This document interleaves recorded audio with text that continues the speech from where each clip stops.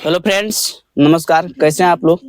हम उम्मीद करते हैं आप लोग ठीक होंगे और अपने काम में व्यस्त होंगे। चलिए बिना देर किए हुए आप लोगों को क्लास 10th का 7वां चैप्टर पढ़ाने के लिए हम चल रहे हैं। जो 7वां चैप्टर का नाम है निर्देशांक ज्यामिति। यही एससीईआरटी बिहार सरकार का किताब है, इसको रख दीजिए। ये है निर्देशांक ज्यामिति, आज हम पढ़ेंगे। तो बिना देर किए हुए हम चलते हैं, पढ़ेंगे निर्देशांक ज्यामिति।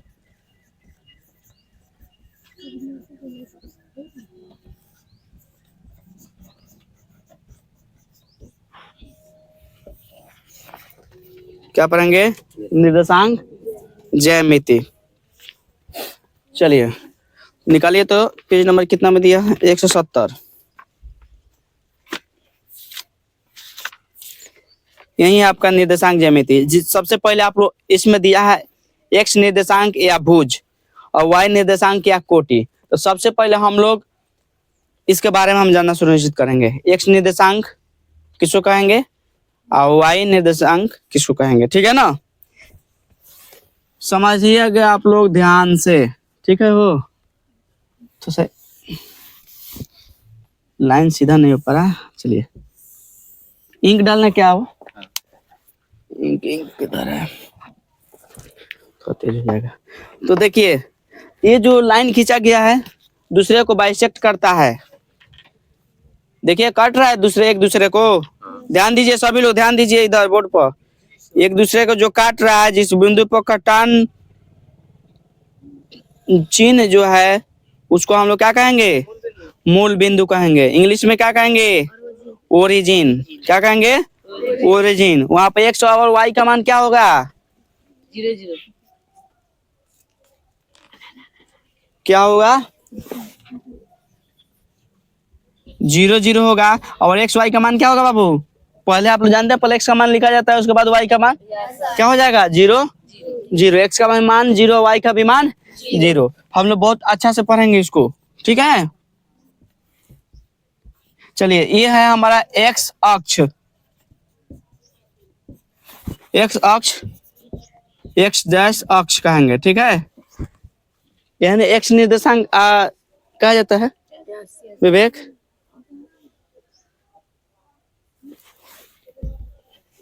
एक्स अक्ष एक्स डैश अक्ष, इसको कहेंगे वाई कोटि।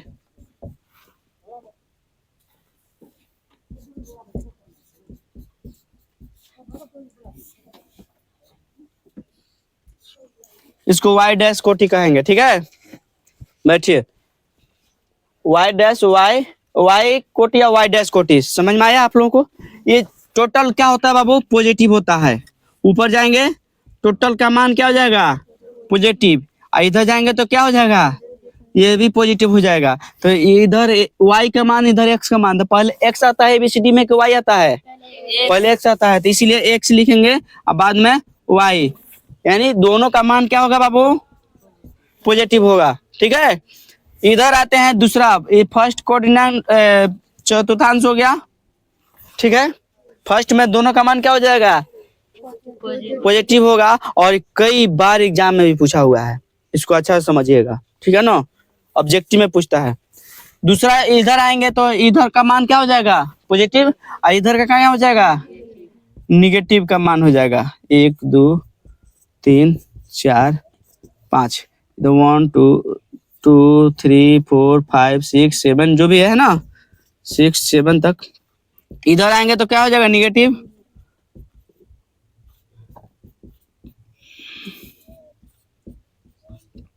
ठीक है? इधर 1 2 3 4 5 6 7, चलो 7 तक रखेंगे, है ना? कोई दिक्कत? थोड़ा सा छोटा कर दिए हैं, आप लोग मैनेज कर लीजिएगा, थोड़ा दूर आप लोग बना लीजिएगा, समझने के लिए है। तो इसमें पहले का मान क्या है? एक्स का होता है, उसके बाद वाई का मान। तो सभी लोग जानते हैं पहले एक्स आता है तब वाई आता है ना? आज क्लियर हो जाना चाहिए, इससे क्वेश्चन आएगा, छूटना नहीं है ना? छोड़ना नहीं है। तो पहले का एक्स का मान आता है ना, एक्स का मान क्या है? निगेटिव है। एक्स का मान निगेटिव और वाई का मान तो निगेटिव पॉजिटिव, ठीक है? ये दूसरा चतुर्थांश हो गया। तीसरा होता है ये एक्स का मान क्या है? पहले निगेटिव और वाई का मान भी क्या है? निगेटिव, इसीलिए तीसरा क्या हो जाएगा, दोनों निगेटिव होगा। चौथा में क्या हो जाएगा, x का मान है, उसके बाद y का मान आता है। x का मान कितना है, पॉजिटिव है, y का मान कितना है, निगेटिव है। ठीक है, यहाँ तो कोई दिक्कत है क्या, ये समझ में आ रहा है ना। अब देखिए x निर्देशांक या भुज, इसको भुज कहेंगे या x निर्देशांक कहेंगे, इसको भुज कहेंगे या x निर्देशांक कहेंगे। इसमें दोनों होता है, पॉजिटिव और निगेटिव। ठीक है, x निर्देशांक या भुज में। ठीक है ना। y निर्देशांक इसको कहेंगे, क्या कहेंगे बाबू, y निर्देशांक या कोटि कहेंगे। क्या कहेंगे, y निर्देशांक या निर्देशांक या कोटि तो लिख ही दिए हैं। ठीक है ना, कोई दिक्कत नहीं, यहां तक कोई दिक्कत आप लोगों को नहीं है। आइए दूरी सूत्र आप लोगों को बताते हैं, चले। इसी पर अब एक कोई रेखा होगा, मान लीजिए यहाँ से यहाँ 5, इस 5 से लेकर इस 5 तक मिलेगा, तो कोई ना कोई तो यहाँ से दूरी निश्चित होगा ना। देख रहे हैं आप लोग, दूरी सूत्र जो होता है बाबू, तो डायरेक्ट अब इधर समय ना बर्बाद करते हुए हम लोग आगे चलते हैं यहाँ। ठीक है ना, अरे है ना। चलिए, 1 नंबर में दूरी सूत्र होता है, यहाँ दूरी सूत्र होता नहीं, लिख रहे हैं हम। ठीक है ना, क्या होता है, x2 माइनस x1 का whole square plus y2 minus y1 का होल स्क्वायर का अंडर रूट, यही होता है ना दूरी सूत्र है।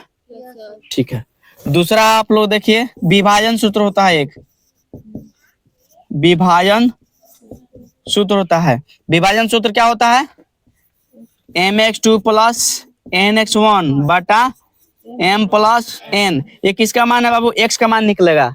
y का मान के लिए क्या होगा, n my2 प्लस ny1 बटा, देखिए हम कैसे लिख रहे हैं, ny1 बटा m प्लस n। ठीक है, ये विभाजन सूत्र हो गया। ठीक है, क्वेश्चन इस पर देगा, एक रेखा पर कोई ऐसा क्वेश्चन देगा, किसी रेखा पर 2:3 में विभाजित होती है और इसका निर्देशांक कितना है, किसी का एक का गायब कर देगा, x का गायब कर देगा, पूछेगा इसका निर्देशांक ज्ञात करें, है ना, ऐसा क्वेश्चन पूछेगा।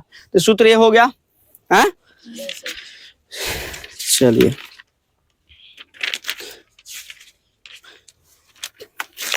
अब डायरेक्ट क्वेश्चन पर हम आते हैं। अब साबित करने इसको, ये जो होता है सूत्र होता है, साबित किया जा सकता है।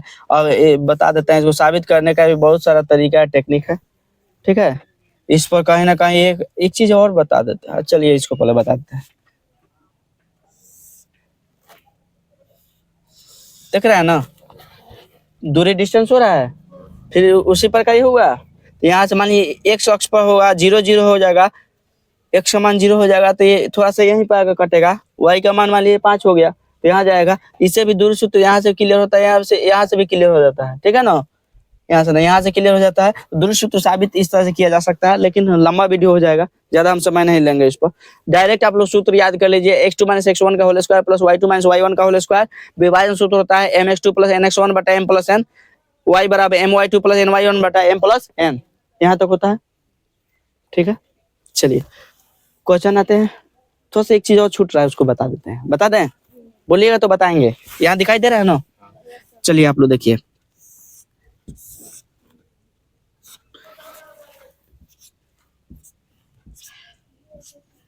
ये मान होता है 0 0।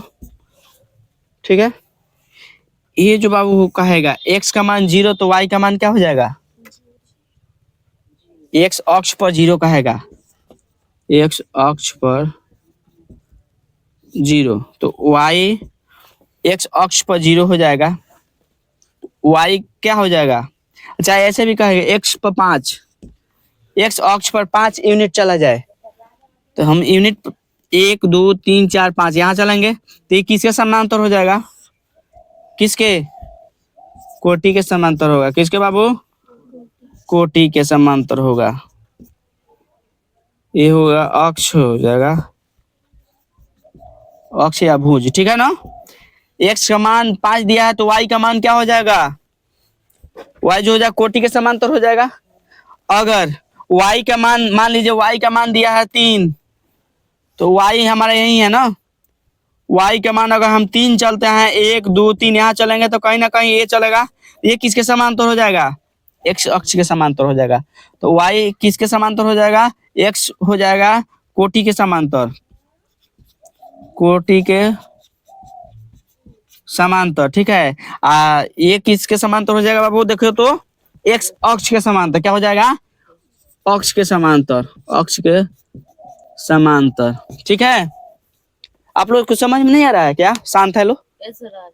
हाँ थोड़ा बोलिए तब हम समझेंगे। हाँ पढ़ा रहे हैं, चलिए बोल रहे हैं तो समझ में आ रहा है आप लोगों को।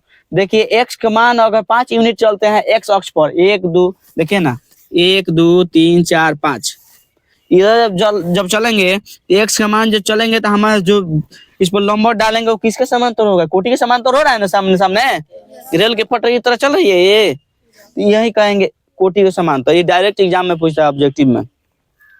और यहाँ पर आएंगे y का मान मान लीजिए 3 यूनिट चल रहा है, 1 2 3, तो ये किसके समांतर रेखा होगा, x अक्ष के समांतर हो जाएगा, ठीक है। तो चलिए यहाँ तक आप लोग लिख लीजिए जल्दी से प्रश्नावली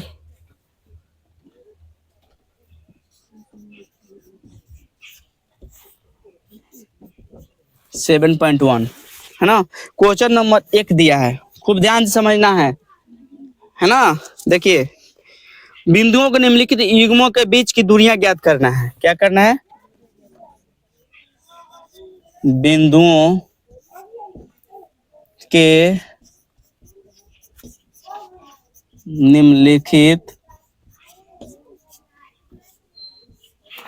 निम्नलिखित युग्मों के बीच की दूरियां ज्ञात कीजिए, कवर हो रहा है ना यहाँ तक, ठीक है, ज्ञात कीजिए। चलिए बाबू ये छोड़ना नहीं है किसी भी कीमत पर, इसको छोड़ना नहीं है, मतलब एग्जाम में, ठीक है ना। हाँ आइए 1 नंबर क्वेश्चन, 1 का 1 नंबर दिया है, क्या दिया है 2 3 और क्या दिया है 4 1, कह रहा है इसके बीच की दूरी ज्ञात करना है। खूब ध्यान से समझिए, कैसे एग्जाम में बनाना है पूरा डिटेल्स में, अगर देगा तो शॉर्ट में देगा तो कैसे बनाना है सब पर हम जिक्र करेंगे, और अलग आप लोगों का ऑब्जेक्टिव बनाने का तरीका अलग हम बताएंगे, ठीक है ना। देखिए यहाँ हिंट्स खाली देते चलेंगे, ठीक है। चलो अब पूरा डिटेल्स में बनाना होगा तो कैसे लिखेंगे, यहाँ लिखेंगे दिया है कि क्या x1 बराबर क्या है बाबू 2, x2 बराबर y1 बराबर सभी लोग ध्यान से सीखेंगे इसको, मैथ सीखने का चीज होता है।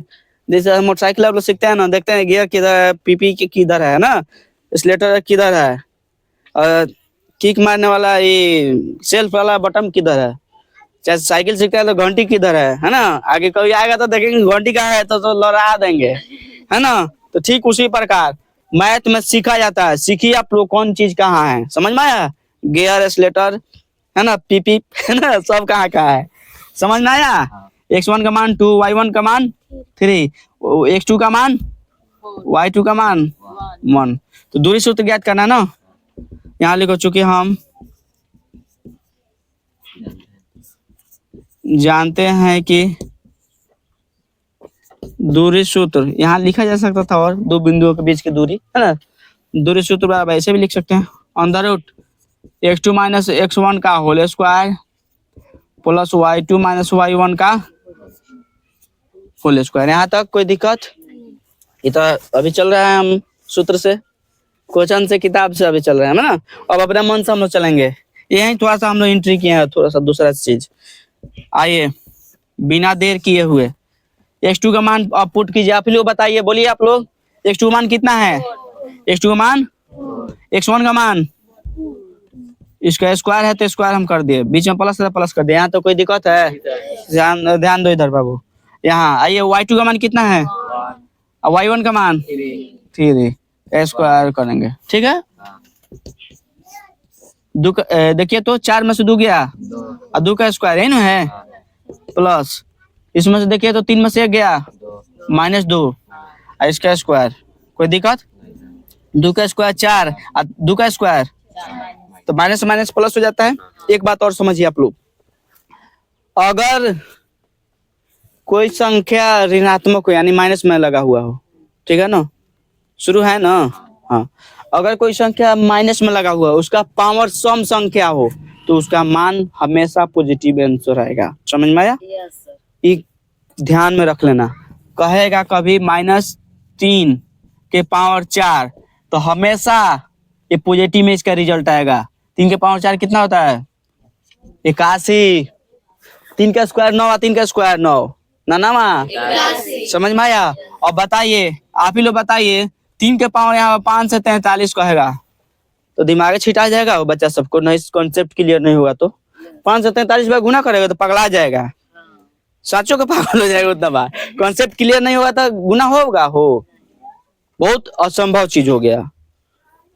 3 को 5 से 43 बार लिख कर गुना करो ना, पता चला इसे राशि भर्ती होना पड़ेगा। तो कॉन्सेप्ट क्या है यहाँ देखेंगे लास्ट में, सम है कि विषम है। अगर विषम है तो इसका रिजल्ट भी क्या होगा? निगेटिव ही आएगा। ठीक है, समझ में आया? और ये थोड़ा का इसका मान ज्ञात करना है, पूछेगा इतना इतना का पावर इतना पॉजिटिव होगा कि निगेटिव होगा, यानी धनात्मक होगा कि ऋणात्मक होगा। तो क्या होगा बाबू? ऋणात्मक होगा। क्यों? क्योंकि ये विषम संख्या है। अगर यहाँ पर हम कर देते 2 कर देते तो क्या हो जाएगा? सम संख्या, तो ये क्या हो जाएगा? पॉजिटिव हो जाएगा। ठीक है, यस ये कॉन्सेप्ट आप लोग कैसे याद कीजिएगा?